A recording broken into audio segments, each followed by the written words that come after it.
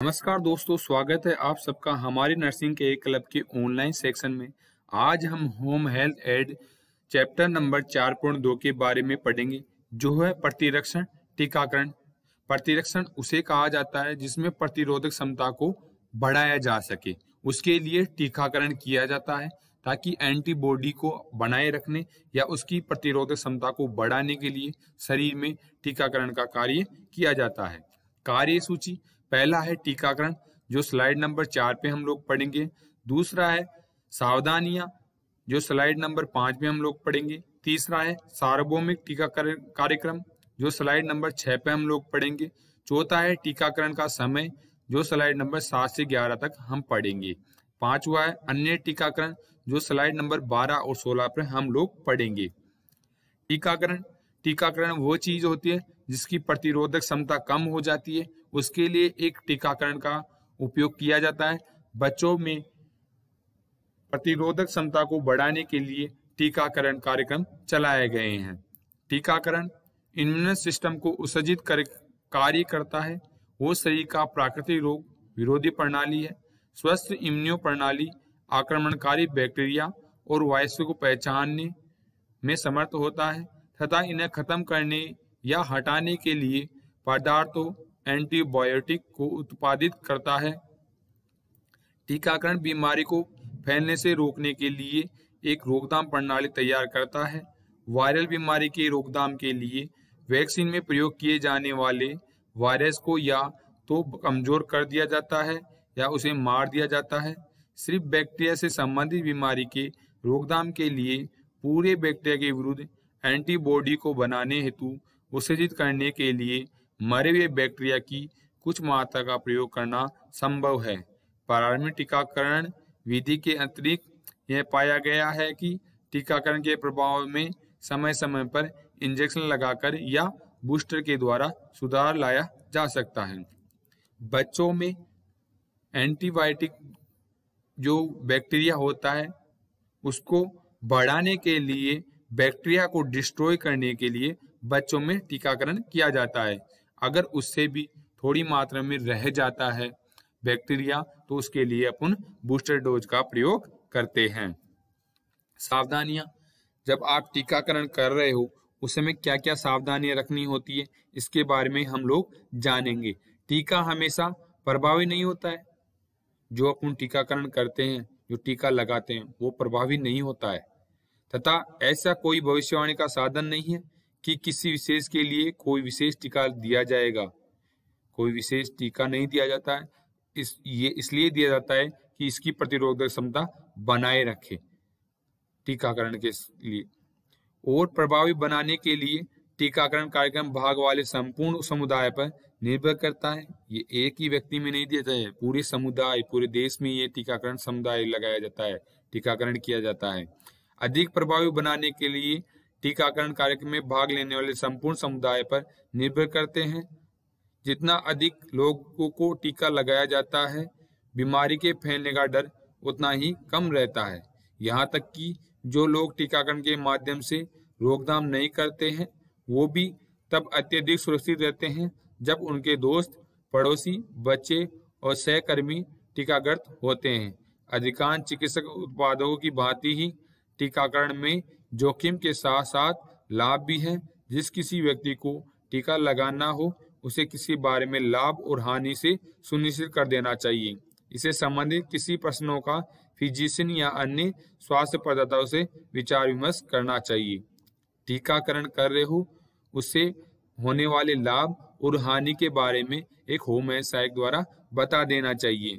ये नहीं कि टीका बच्चों में ही, छोटे बच्चों में किया जा रहा है, आसपास के बच्चों को भी बताना चाहिए, पड़ोसियों की बता देना चाहिए कि बच्चे को टीके से क्या क्या लाभ हो सकते हैं और क्या क्या हानियां होती है, इसके बारे में अवगत कराना चाहिए।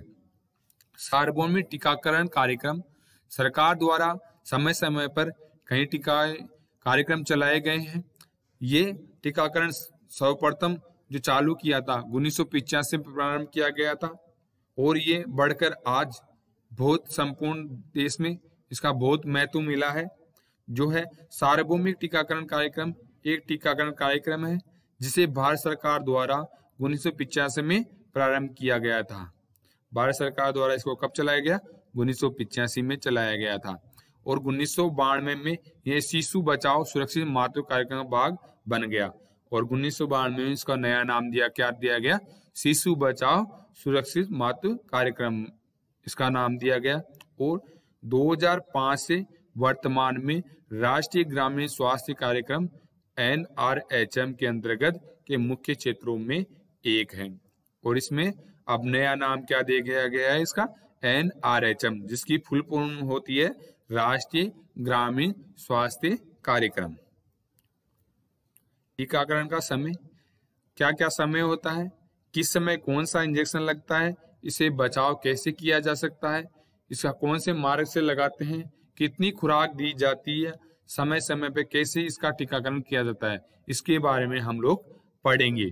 पहला है BCG, बैसिलस कैलमेट ग्यूरिन। ये है किससे बचाता है? ट्यूबरकुलोसिस से। किस मार्ग द्वारा लगाया जाता है? ये इंट्राडर्मल द्वारा। और इसकी कितनी खुराक दी जाती है? एक खुराक दी जाती है।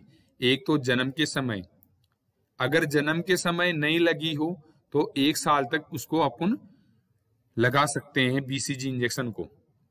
दूसरा है OPV, ओरल पोलियो वैक्सीन, जो 0 से 5 साल के बच्चों को पिलाया जाता है। आपने भी पी होगी। पोलियो माइलेज में बचाव के लिए किया जाता है। ये ओरल पिलाई जाती है।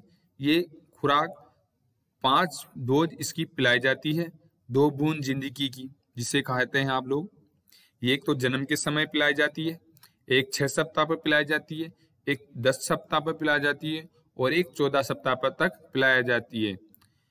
फिर ये तीनों डोज जो पूरी होने के बाद में इसको जो बूस्टर डोज दी जाती है वो है 6 से 24 की उम्र में एक बूस्टर डोज लगाई जाती है। तीसरा है हेपेटाइटिस बी। हेपेटाइटिस वायरस है, जिससे बचाने के लिए हेपेटाइटिस वायरस से बचाने के लिए ये इंट्रामस्कुलर इंजेक्शन लगाया जाता है। इसकी खुराक 4 खुराक लगाई जाती है। एक तो जन्म के समय जो 24 घंटे के अंदर लगता है। प्रथम 3 खुराकें जो रह गई वो 6 वीक पे, 10 सप्ताह पे और 14 सप्ताह तक लगाई जाती है। चौथी है अपनी है DPT, जिसकी फुल फॉर्म होती है डिप्टेरिया और टिटनेस और टॉक्सोइड। ये किसको प्रिवेंशन करता है? डिप्टेरिया से, परटूटिस से और टिटनेस से अपने को बचाता है। ये कैसे इंजेक्शन लगता है? इंट्रामस्कुलर लगता है। इसकी कितनी डोज पिलाई जाती है? 5 डोज दी जाती है। 3 खुराक तो लगती है 6 सप्ताह पर, 10 सप्ताह पर और 14 सप्ताह पर, और 2 बूस्टर डोज दी जाती है 16 से 24 महीने के अंदर। और जो लास्ट डोज दी जाती है वो 5 से 6 वर्ष की उम्र तक दी जाती है। 5 है मीजल वैक्सीन। मीजल वैक्सीन जो होती है मीजल्स से बचाव करती है। ये सबक्यूटेनियस दी जाती है ऐसी, जिसे कहा जाता है। ये 2 डोज दी जाती है 9 से 12 महीने की उम्र तक, और दूसरी डोज दी जाती है इसकी 16 से 24 महीने के अंदर। अभ्यास प्रश्न करेंगे हम। पहला है BCG का टीका किस मार्ग से दिया जाता है? मुंह से, इंट्राडर्मल से, सबक्यूटेनियस से, इंट्रामस्कुलर से। आप लोग बताइए कौन से मार्ग से दिया जाता है BCG का इंजेक्शन? जी हाँ, इंट्राडर्मल से। आपका उत्तर सही है। छठा है TT, टिटनेस टॉक्सोइड।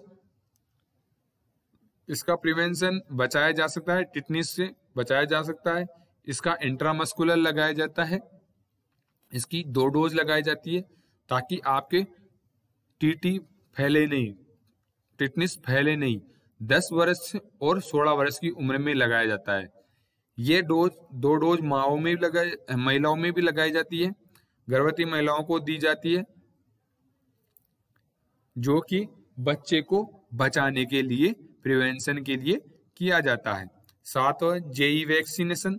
ये जापान इंसेफ्लाइटिस होती है, जिसे दिमागी जवर कहते हैं। वैसे ये इंडिया में नहीं ज्यादा, ये विदेशों में सबसे ज्यादा होती है। फिर भी इसकी वैक्सीन अपने भारत में लगाई जाती है। ये सबक्यूटेनियस लगाई जाती है।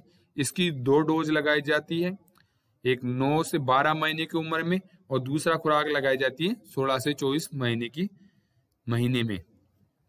8वां है हिम पेंटावोलेट। हिम पेंटावोलेट में 8 वैक्सीनों को डाइल्यूट किया गया है, जिसमें beta plus DPT plus hepatitis B इसका मिश्रण होता है। अब ये बचाव किससे करते हैं? हिम से, न्यूमोनिया से और हिम मैगेंटीज से, इनसे बचाव करती है। इसका लगाने का मार्ग कौन सा होता है? इंट्रामस्कुलर। इंट्रामस्कुलर इसका मार्ग होता है। इसे कितनी डोज दी जाती है? इसकी 3 डोज दी जाती है। किस किस समय दी जाती है? 6, 10 और 14 हफ्ते की उम्र में। अब अन्य टीकाकरण ऐसा नहीं है, कुछ इस सारणी में शामिल नहीं किया गया है कुछ टीकों को, क्योंकि ये टीके कुछ जो होते हैं अभी डिस्ट्रॉय हो गई है, बहुत कम मात्रा में लोगों में, बच्चों में दिखाई देती है इसकी बीमारी का। पहला है टाइफाइड टीकाकरण। प्राथमिक टीकाकरण के लिए टाइफाइड कंजुगेट वैक्सीन का स्लॉट 9 से 12 महीने की उम्र तक है, यानी 9 से 12 महीने की उम्र में ये टाइफाइड टीका वैक्सीन की जाती है। सिर्फ टाइफाइड टीसीवी के लिए उपयुक्त है। ये टाइफाइड टीका है जो टीसीवी एक वैक्सीन है, उसके लिए ये उपलब्ध है। टाइफाइड टीसीवी के लिए वेस्टर या वायरल सैकराइड VRPS टीका है। ये 2 वर्ष की उम्र तक है। ये 2 साल तक के बच्चों को अपन लगा सकते हैं। प्रत्येक 3 वर्ष में टाइफाइड का पुनः टीकाकरण, तीसरे वर्ष में फिर इसका टीका लगाया जाता है यदि VR पॉलीसैकेराइड टीका दिया गया हो। यदि उसे VIPS टीका दिया गया हो, PS टीका दिया गया हो, तो उसमें तीसरी डोज अपन लगाते हैं, हम लोग लगाते हैं। चौथा है टाइफाइड TCV बूस्टर के बाद टीकाकरण की आवश्यकता अभी तक निर्धारित नहीं की गई है। रेबीज टीकाकरण। रेबीज वो बीमारी होती है किसी कुत्ते के काटने से फैलती है। इसके लिए भी एक टीकाकरण शामिल किया गया है। बच्चे जिसके घर में पालतू जानवर हो, जिसे बच्चे को कुत्ते के काटने जाने का अतिरिक्त जोखिम हो, को टीकाकरण के लिए उच्च जोखिम की श्रेणी में रखा जाए। इस श्रेणी के बच्चों को रेबीज के विरुद्ध प्री एक्सपोजर प्रोफिलैक्सिस दिया जाना चाहिए। ह्यूमन पैपिलोमा वायरस HPV टीकाकरण। ये महिलाओं में हो या बच्चों में, जो फीमेल लड़कियां होती है, इसमें फैलने का बहुत ज्यादा रहता है। इसके लिए गवर्नमेंट सरकार ने ह्यूमन पैपिलोमा वायरस एक वैक्सीन का उपयोग में लिया गया है। ये 9 से 14 वर्ष के किशोर, पूर्व किशोर लड़कियों को HPV वैक्सीन का 2 खुराक दी जाती है। यह 2 खुराक समय के लिए खुराक के बीच में कम से कम 6 महीने का अंतराल या 15 वर्ष या इससे अधिक उम्र की लड़कियों के लिए 3 खुराक लगातार दी जाती है। ये 2 खुराक देते हैं, एक तो 6 महीने के अंतराल पे देते हैं, दूसरी जब 15 साल की लड़की हो जाती है उसमें ये वैक्सीन लगाई जाती है। अन्य टीकाकरण हेपेटाइटिस A टीकाकरण। ये live attenuated H2 strain hepatitis A vaccine का एकमात्र खुराक है। ये एक ही वैक्सीन लगाई जाती है। हेपेटाइटिस A ये छूने से फैलता है। यह खुराक 12 महीने तक लगाई जाती है। अग्रिम मर्द हेपेटाइटिस A वैक्सीन को 2 खुराक लगाई जाती है। पेट्रिसिस टीकाकरण। इसमें 8 वैक्सीन को शामिल किया है WHO ने। उन बच्चों को WP वैक्सीन का अतिरिक्त खुराक देने की आवश्यकता नहीं है जो पहले APV वैक्सीन के उत्पाद वाली प्राथमिक कार्यक्रम पूरा कर लिया है। भारतीय बाजार में वर्तमान में उपलब्ध WP वैक्सीन, जिसमें पेंटावोलेट DT WEV हेपेटाइटिस B पाया जाता है, का अनुमूलन किया गया है। ऐसी वैक्सीन जिसमें DT WP vaccine him hepatitis B vaccine लगी हुई हो, उसमें ये वैक्सीन दोबारा नहीं लगाई जाती है। Thank you. हमारा वीडियो आपको कैसा लगा कृपया हमें कमेंट जरूर बताएं और हमारे वीडियो को लाइक करें, और अगर आपने हमारे चैनल को सब्सक्राइब नहीं किया है तो सब्सक्राइब करें।